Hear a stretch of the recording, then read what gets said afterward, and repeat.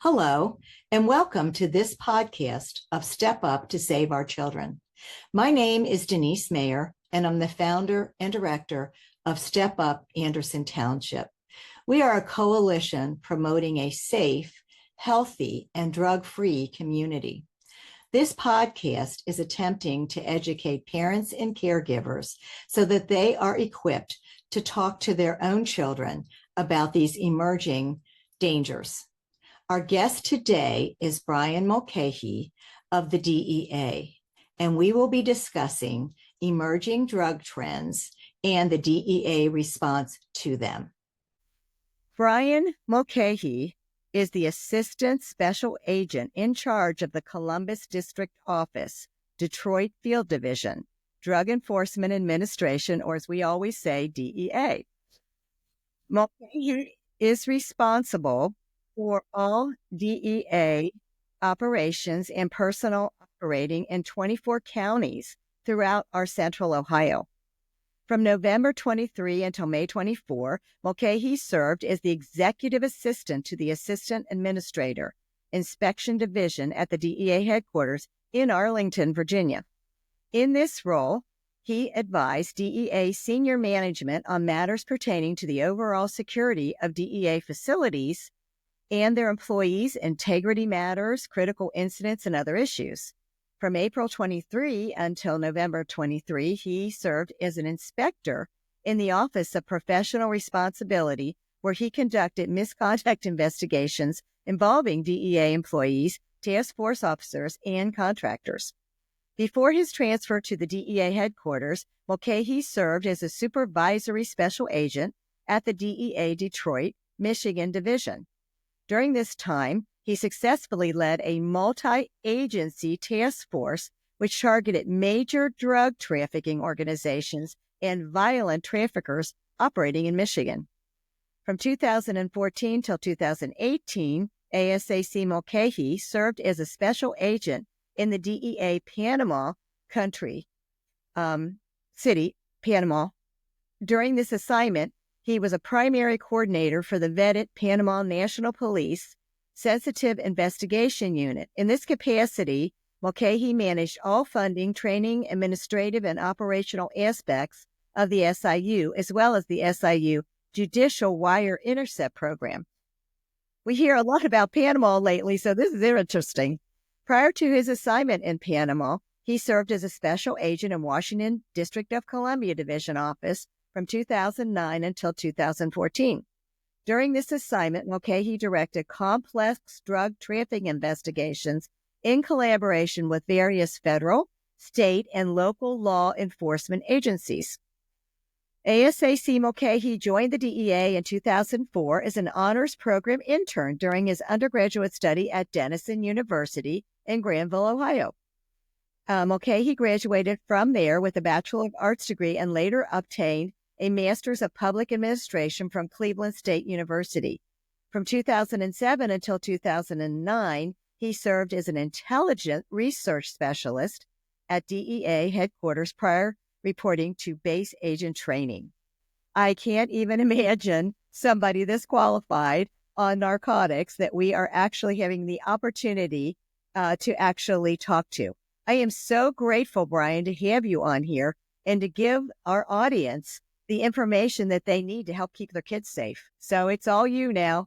Good morning, Denise, and thank you for having me. It's a pleasure to be here, and thank you for what you do with the podcast and spreading the word of dangerous drugs in our communities. So Brian, I can't even imagine the amount of things that you've seen between the cartels and all the fentanyl and all the things on their streets. But fill us in on what you're actually seeing from your end and what we need to know. First off, good morning, Denise. Thank you for having me on the podcast today, and thank you for what you do also. Public awareness and increasing, education on, the drug threats that we face in our country is a top priority, and we couldn't do it without community partners and educators, parents, everybody involved. It's a total community effort. So thank you for what you do. It's hard work. It is hard work to reach the parents and the caregivers because everybody thinks it'll never happen to their child, and unfortunately, it does. So, thank you. I'm just appreciative of the work that you do to try to keep us safe. Thank you. Yeah. As you're well aware of, we currently find ourselves in the United States in the deadliest drug crisis in the history of our country. And the reason for that is the widespread emergence of synthetic drugs and, particularly fentanyl. In the last several years, we've unfortunately lost several 100,000 lives to fentanyl, drug poisonings, and overdoses. According to the CDC and recent data, fentanyl drug poisonings are the leading cause of death for, people from the ages of 18 to 45, which just shows the magnitude of this problem and the need for greater community awareness and education. Absolutely. And there's still so many young people that think they're taking an Adderall to study or something like that. We've had quite a few in the general area that has happened to. I mean, these are not what you would consider heavy drug users by any chance. They just thought they were taking a pill and now they're deceased. So I understand. Yeah, absolutely. I mean, unfortunately, too many young people have lost their lives already. And that's why here at the DEA and, the federal government in general, we're operating now with more of a sense of urgency to try to do whatever we can to take these dangerous drugs off the streets, but also work with community partners such as yourself to raise education and awareness, regarding these deadly substances. When I was a kid or, you were a young person, to purchase drugs, typically involved, a young person having to, go to a parking lot of a convenience store somewhere, or meeting, a shady person in a dark lit place, someplace to do a shady transaction. Nowadays, young people and everyone can access, dangerous drugs with the click of a computer, whether it be on the dark web, whether it be on social media. It's problematic in terms of the access for young people to these deadly substances. It's covert oftentimes. Parents don't know about it. And then, with the click of a button, people can get these dangerous drugs shipped right to their house, Yeah. without even, parents or others knowing about it. And think about that, like on Snapchat, then it goes away. There's no proof that they even did it, and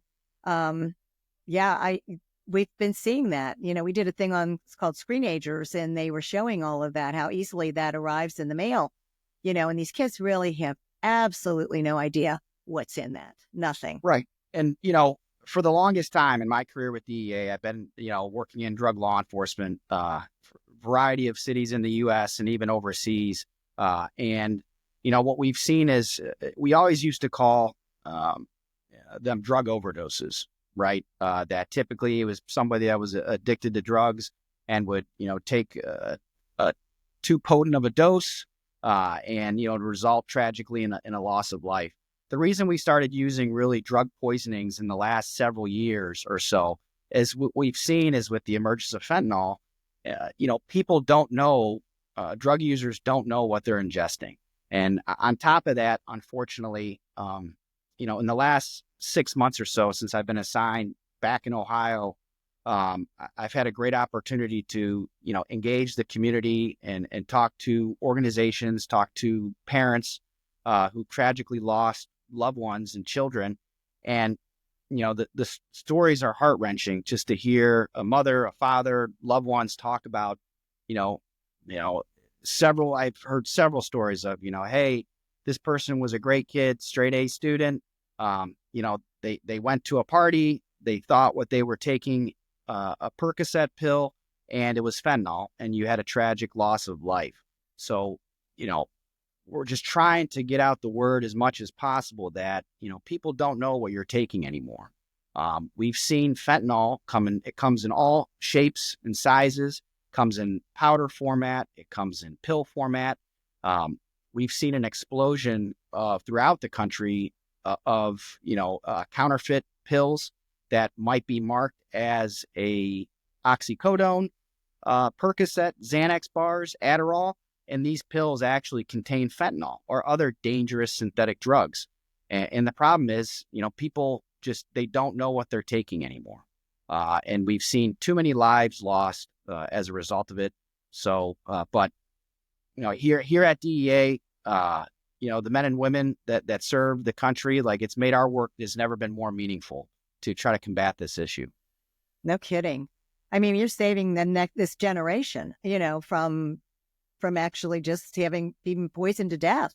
And that, we as an organization, we push to have Narcan in all of the schools. Now, I know you're going to get into that only works for opioids. I get that. But when the kids don't know what they're passing around, what they're getting, we wanted to make sure that every nurse's office had Narcan. And we've done community things where we have passed out Narcan and that type of thing. In my opinion, every single person should carry Narcan, either in their car, their purse, or whatever, because you just don't know. Right. And I think the education and the rollout of Noxolone, which is Narcan, it's made a tremendous impact on, we've seen, with some room for, there's some reason for hope that we have. In the last year, in 2024, we saw a slight decrease for the first time in 5 years of a slight decrease in the amount of fatal drug poisonings and overdoses. And, at DEA, we talk about we're doing everything that we can from an enforcement perspective to try to limit the supply of fentanyl, dangerous synthetic drugs. We're trying to arrest and bring to justice the most significant large organizations that are trafficking these controlled substances. But really, the more rollout of, and availability of Narcan, of Noxolone, in addition to community efforts, Right. Now more people know about fentanyl and its dangers than ever before. So really, it's a total community effort. There's some statistics showing now that as much as 40 to 50% of all Americans actually know someone personally who was a victim of a drug poisoning or overdose, which is just shocking. It is shocking. Sometimes, as you kind of said in your opening, people see things on the news, or they may, hear something, but sometimes these issues don't really hit, close to home until it tragically happens to your family. Well, I think, like we said, so many parents, and that's the way you hope that you are thinking, that it would never be my child, but you don't know what anybody would slip somebody. You just don't know. And I think the more that we can educate ourselves on this whole problem, the better we are going to be at saving lives. I know that there are some things, and I know you're going to get into this too, that Narcan doesn't work for.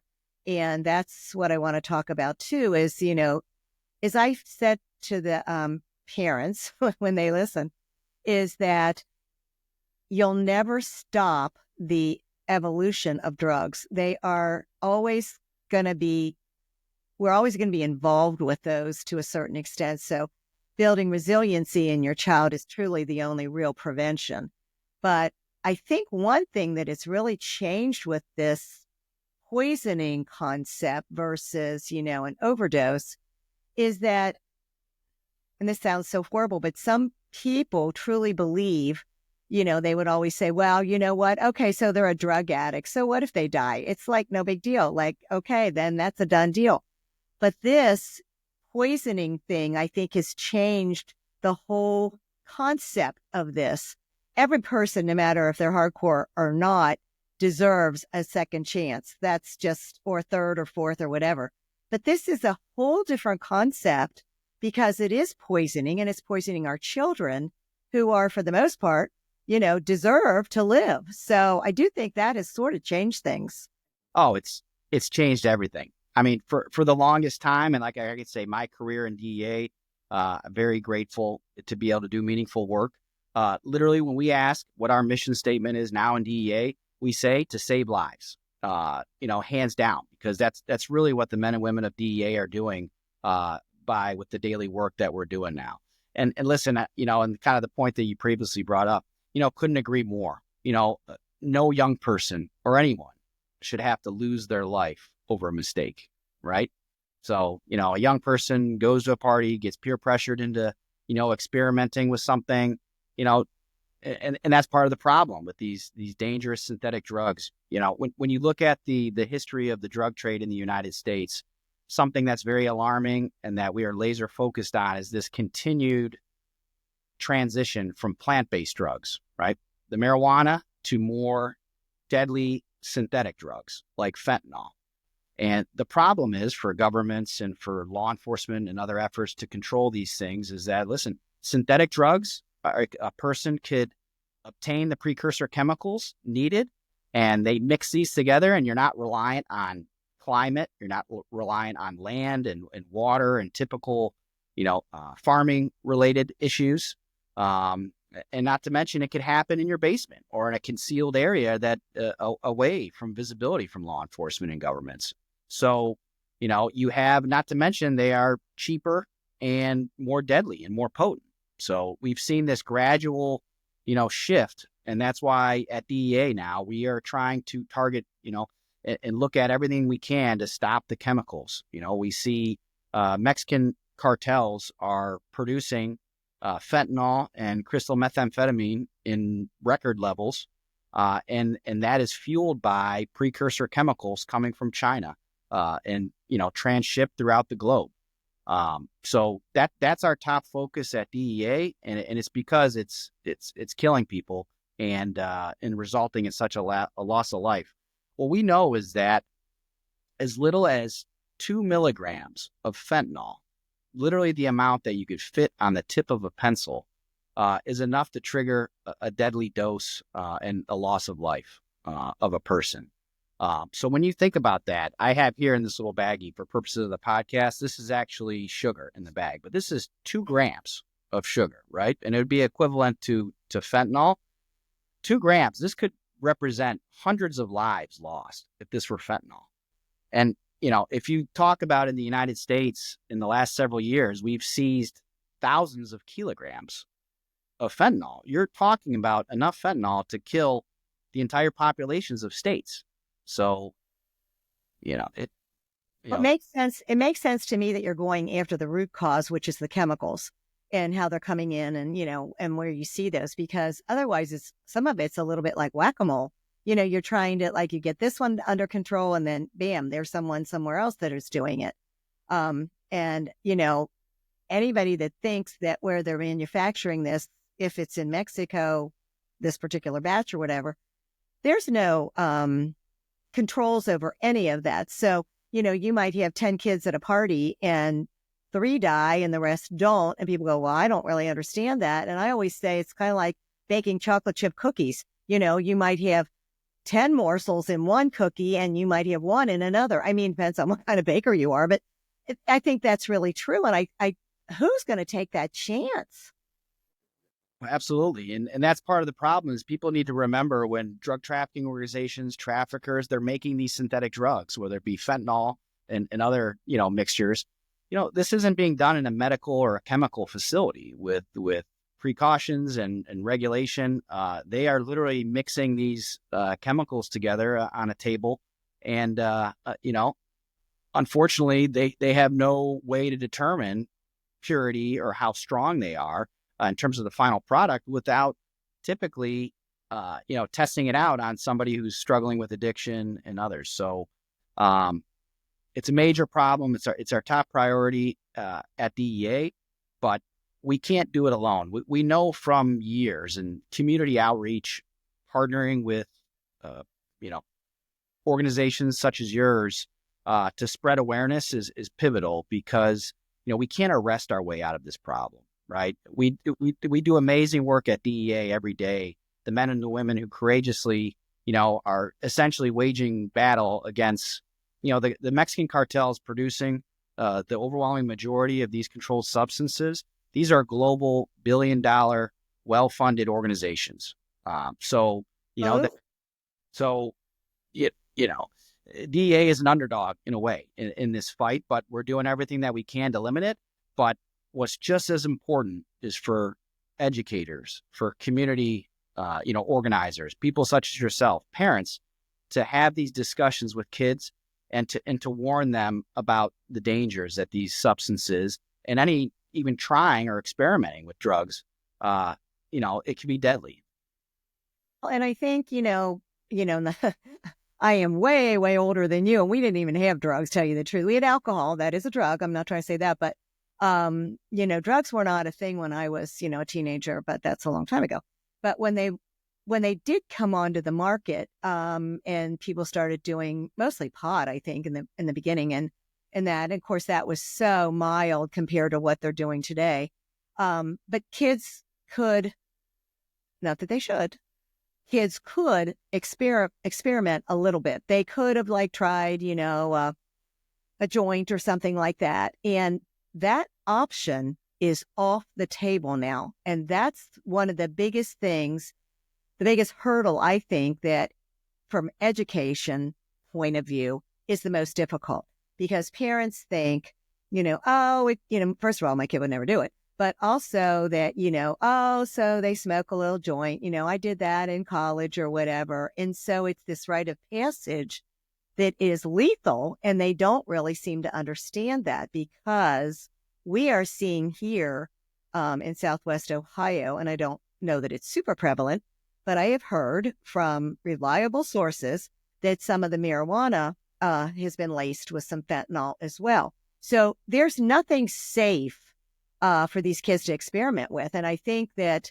that's what parents really need to understand and be awakened to that fact. Absolutely. I mean, in my career as a DEA agent, I've had the opportunity to be in, drug processing, houses and clandestine labs and places where these drugs are being prepared. And like I mentioned previously, these aren't, medical grade facilities that we're talking about, right? Typically, sometimes it may be a table in a basement where a person is, mixing and using the same scales and tools for cocaine, methamphetamine, fentanyl, and other drugs, even have marijuana there. So the cross-contamination of these substances, we've seen fentanyl trace amounts show up in all sorts of drugs. Many times in these same houses, there's children, there that, unfortunately could walk into the wrong area and get it on their skin or ingest it, touch it and put it in their mouths. So, these are literally toxic, deadly synthetic drugs. And like I said, the more, awareness that we can promote, the better. One thing I mentioned before is that anytime DEA seizes pills that we suspect to be counterfeit pills or fentanyl, we send them to a DEA laboratory and we take a look at and analyze with our chemists, what is the potency, like how much fentanyl is in that drug exhibit that was seized, for example. With fentanyl pills, we now know that currently as many as 5 in 10 pills that we seize has a 2 milligram dose, which could trigger that deadly fatal poison. So, think about that. It's essentially a 50% chance that a person could take that pill and die. So, the stakes couldn't be higher. I mean, it's basically like Russian roulette when people choose to take these drugs. Well, and I think what's interesting is when we had the COVID epidemic, and parents were just nuts about, making sure their kids were safe, that if, all that masking and carrying on. And, some of it was legitimate. I'm not trying to say that, but, everything was about the safety of my child and, do I need to get them vaccinated? Just all these kind of things. And now we have this, and most children did not die from that, but these children are dying from this. And people don't seem to want to wake up about how scary this is, and that you cannot protect your child except to educate yourself, first of all, and then have good conversations with them about what is out there and what could happen to them. I just think it's kind of interesting that they're not comparing this to an epidemic, and it kind of really is. Yeah, I agree. And I know sometimes for parents, I think it's gotten a lot better. It gives me hope. I know that, like I've said, we've seen, more community outreach. We've seen more people having conversations like we're having today about it. And listen, I know as a DEA agent, it's not easy for me to talk to, kids about drugs. So I sympathize with parents, and sometimes they're not easy conversations, but just, they have to be engaged, and they are, and they overwhelmingly, to talk to kids about these issues. Like I said, we at DEA were we know now, we've seen this shift, continually more and more to the web. There's been, an explosion of online pharmacies, thousands of online pharmacies that sell counterfeit pills that contain fentanyl, that counterfeit. And, we've seen sometimes drug prices rise in the United States. Some people have turned to these online pharmacies at times to kind of get a discount on their drugs. But, we're urging people to go through the legitimate medical channels, to go through their physicians, because you just don't know what you're buying. Something very common that we're tracking that we've seen is Adderall with young people. A lot of, That's young a big one. people, college students with Adderall. We seize Adderall tablets at the DEA now that are actually just methamphetamine pills and stamped like Adderall. So, like I said, it's not saying that a lot of these drugs have legitimate, good medical use. We're just encouraging people to not, go to and look at these online pharmacies and trust what you see on the web, that the medications are legitimate. And I think people tend to think that, if it is marked Adderall, and they think, that's used for attention deficit, obviously. And, they'll share pills. And if they got them legitimately through through their doctor or whatever, not that they should be sharing them. It should be for just the patient. But, when they get it, like you're saying, at a discount or whatever, or through somebody that they don't have any idea, there were 3 Ohio State students about maybe 3 years ago now. I could lose time, I think. And they were not drug users at all. They were studying for some big exam. And so they all took what they thought was an Adderall. 2 died and 1 didn't. They were able to save the 1. But this is the kind of stuff that, kids think that's safe. They think, because it's an ADHD drug, then it can't have fentanyl in it. But of course it does. And then we get to the things that you're starting to see, I know, because we talked about some of the things that Narcan won't work for, that you're starting to see emerge. So maybe we should talk about those a little bit. Absolutely.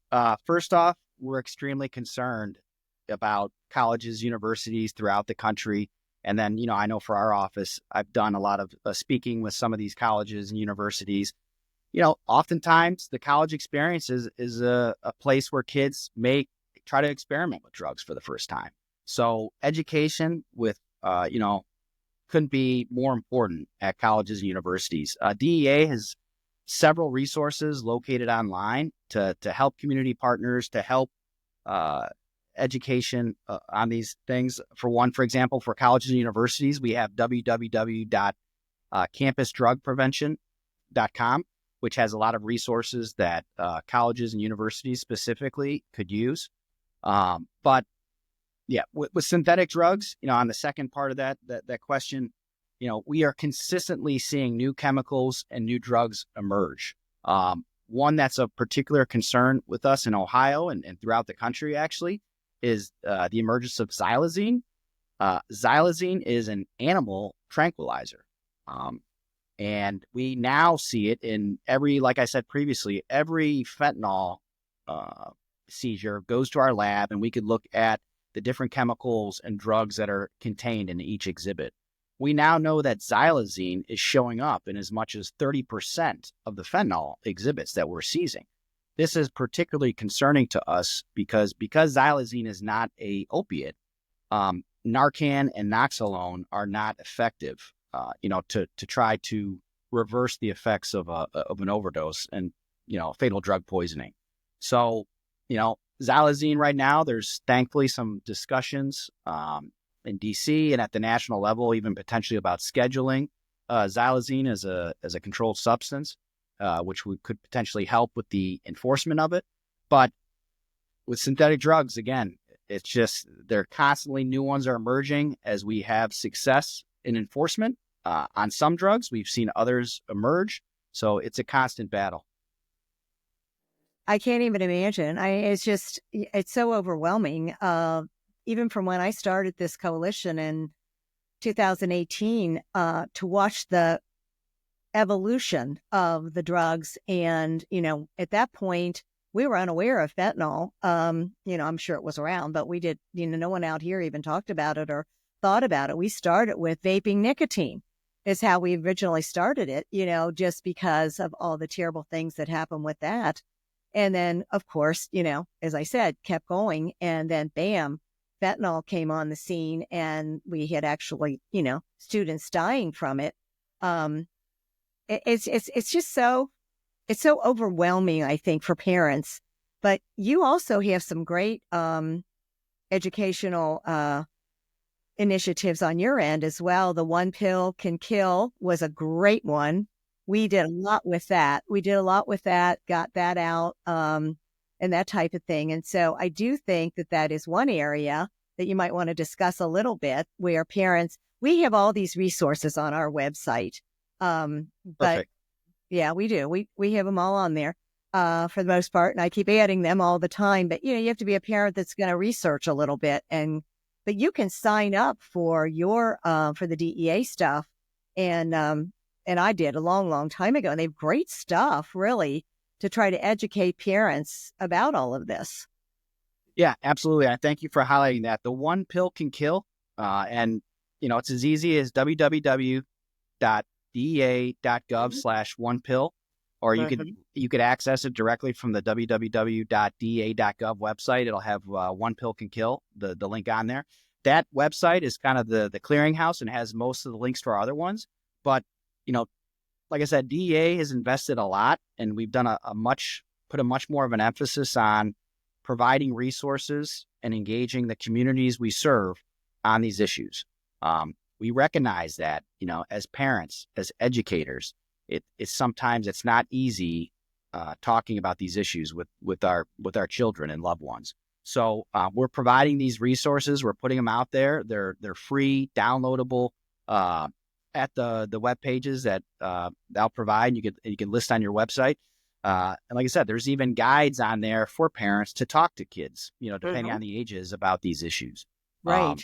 Because, we at DEA, we only have so many agents. We have, community outreach specialists now that engage the community, but, we don't have enough people to do the issue justice, right? So that's where it comes with partnerships with, local, state, other law enforcement. It comes with partnerships with people such as yourself to help spread awareness on these issues, partnerships with institutions of higher learning, schools, and, the more people that we could have in this fight, the better. Absolutely, because there's only so many of you. And now with, my goodness, with all of the cartels and all of the things that, we've read about and seen, I don't even know how anybody has time to even begin to attack all of the things that are going on. So, but I do think the education part that y'all have done is really good. And I embraced that early on. And, because Wendy Jackson is my local person, and she's been great in getting me materials and things for like presentations, things like that. And it's just so important, because parents don't know what they don't know until it's too late. And then that is just, it's just, we have a parent, a friend of mine now, that lost her son. It's my very first podcast. And her name is Stephanie Quell. And she started a foundation in her son's honor, or honorarium, I guess, or whatever. He was a local student here at Moeller High School, and then went on to college, and then got a job in Baltimore. And he was certainly not a drug user, not even remotely a drug user. But he had a new roommate where he was at his job, and the guy said, "Have you ever tried cocaine?" And he's like, "No, I know, I don't do that," whatever. He goes, "Well, I got some, and maybe it would just be fun just to try it." Well, you got a new roommate, you're trying to make the connection, whatever. So they both did, and they both died. So it can happen to anybody, and this kid was a super kid. So people think, well, my child is too involved with, I hear this is hysterical. My child's way too involved with sports, or my child is way too involved with band, or whatever it is. They're so involved and they're so busy that this would never happen to them. But it does. It can. Absolutely. And that's why parents, at least having those conversations and knowing what their children are doing is so pivotal, right? Comes back to no child should have to lose their life for a mistake. Recently I couldn't be happier. I've been back in Ohio for about 6 months. I grew up in Ohio, went to college down the road here outside of Columbus. So I'm just very grateful to be able to serve in this community that, I had roots. Recently I was at DA headquarters, and there's an exhibit on the whole main level of DA headquarters in Arlington, Virginia, called The Faces of Fentanyl.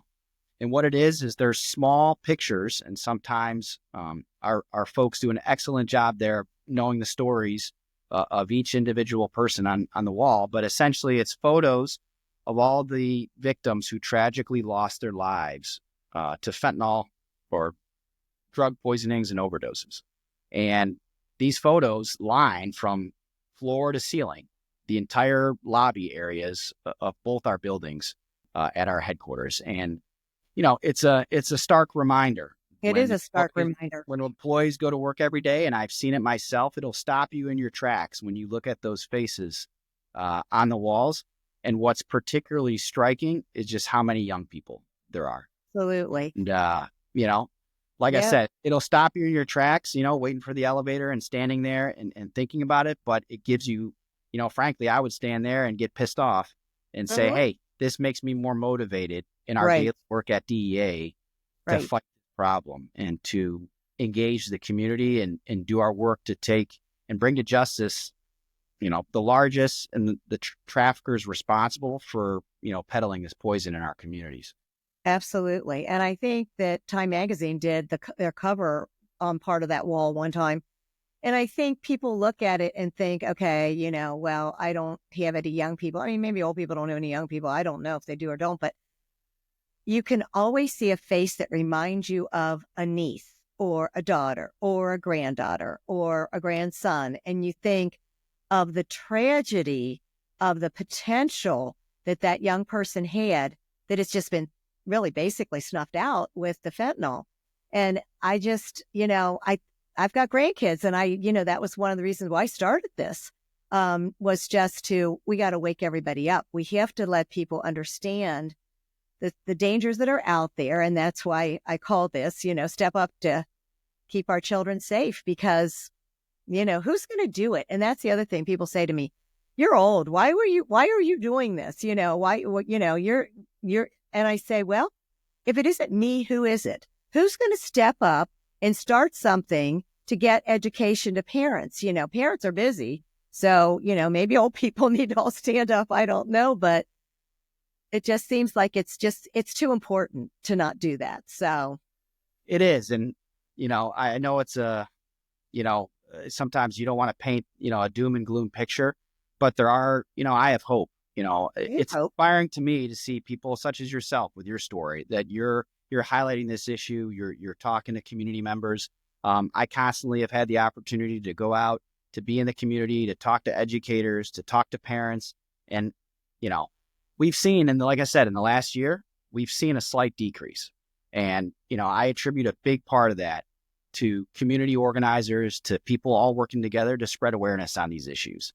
I'm inspired seeing on a daily basis the men and women of DEA and other agencies, our state and local partners. They come into work and they know that they're saving lives. One thing that we constantly hear, a terminology that I've heard my entire career in professional life is, the drug war. I don't necessarily love that terminology, and people say, the drug war, is not effective. And, when people talk about wars, you would think, how many, in military sense, right? How many fatalities on both sides? How many lives, how many young people do we have to save to make this war worthwhile? Right. And when you see that every time on the streets, whether our office goes out today and seizes a kilo of fentanyl or a kilo of cocaine, or we take, guns and drugs, unfortunately often go hand in hand. And we see seize tons of guns, every year.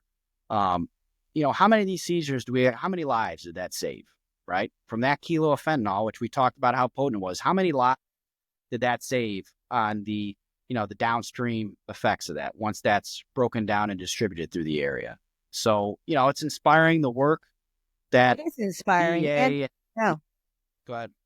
But no, I just feel like, the work that you all do is just so important, and the seizures that you get and all that, and the amount of lives that you save. On my end, when I first started this, and it's hard work, I'm not going to lie to you. If we save one life that goes on to do wonderful things, then all of the time and effort is worth it. It's definitely worth it. And I had and this had to do mostly with the drugs, probably more the marijuana than anything. But I had a man that was in the chamber here, and I passed out all kinds of information all the time.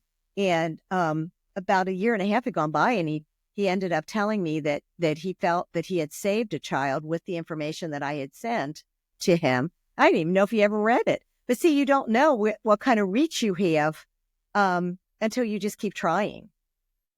Absolutely. Recently I've had that great opportunity to go and talk to some college students at different institutions, regarding this stuff. And, always some of the questions will be interesting. But I remember I had one, and I won't name the college or institution, that said, started the question with, in the history of the drug war is shown to be a failure. That's how they led with the question. And my response immediately to that was, how many lives do we have to save how many lives do we have to save to show that we're actually winning? Right.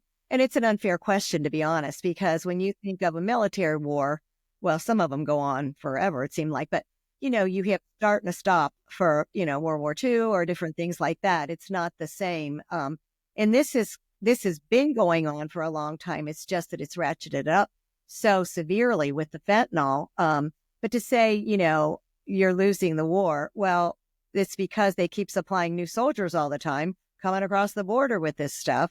That I think that it's just an unfair thing to ask, I think. And it really doesn't give the DEA and all of the wonderful people like you that are fighting every day to try to save lives. So I think that's not fair. And what I'll say is, here at DEA and with our state and local partners, we are relentless in our work. We are relentless every day in terms of investigating and identifying the, primary subjects responsible for bringing bulk quantities of these drugs to our communities. We are relentlessly focused on, the supply chain coming into Ohio. We're targeting their sources of supply in Mexico, and then also targeting the chemical suppliers across the globe. So what we are looking to do at DEA is to identify the entire network and take out the entire supply chain, essentially. But like I said, and also you're a bunch of heroes. I mean, like the people that are actually dealing with taking down these cartels, and we've heard, I can't remember the gentleman's name right now, the poor DEA agent that was murdered by the cartels, and I'm sure there's more than one, but that work undercover, that do all of the scariest things in the world. I just don't think we appreciate what the DEA does on a daily basis to try to keep us safe. Yeah, well, thank you first. And Kiki Camarena, so Special Agent Camarena, right? Mm-hmm. He was tragically killed, kidnapped, tortured, and killed in Mexico. But I think every day, the men and women of DEA, we live out his legacy. Every year in October, we have the Red Ribbon campaign, and oftentimes it spreads into the entire month of October.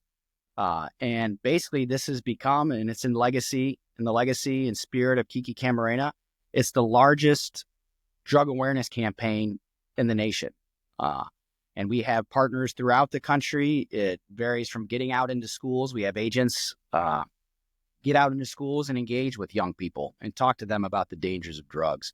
We have city and community partners who light buildings up red in every city throughout the United States to just, show the symbolism of the event. But like I said, we've tragically lost too many men and women serving their country in DEA, but it just gives us more motivation every day in our work to know that, whatever it be a search warrant or an agent's, putting together evidence at the office, they know the impact of their work and how important this fight is. And we can't do it alone, though. Like I said, we can't do it without community partners, schools, parents, everybody. Right.